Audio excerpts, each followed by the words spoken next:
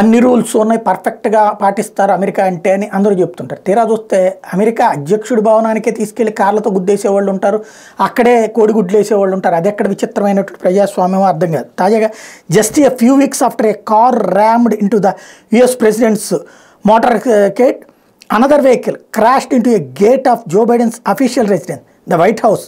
The incident occurred around 6 p.m. on January 8th, but Biden was not on the premises.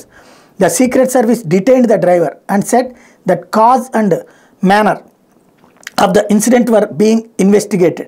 The earlier incident had taken place in Delaware. గతంలోనేమో కాన్వాయ్లో వెళ్తూ ఉండగా ఒక vehicle వచ్చి గుద్దేసింది. ఆ టైంలో అతన్ని సేఫ్గా అవతలకి తీసుకెళ్లారు. ఇంతవరకు దానికి కారణం ఏంటో బయట పెట్టలేదు. ఇప్పుడు మళ్ళీ ఏకంగా వైట్ హౌస్లోకి చొరబడేందుకు ప్రయత్నిస్తే పట్టుకున్నారు. విషయం కారణం ప్రజలకు చెప్పకుండా, ఇట్లాంటి దాడులు ఎందుకు జరుగుతున్నాయో చెప్పకుండా దాచుకుంటే ప్రయోజనం ఏంటో అర్థం కాదు.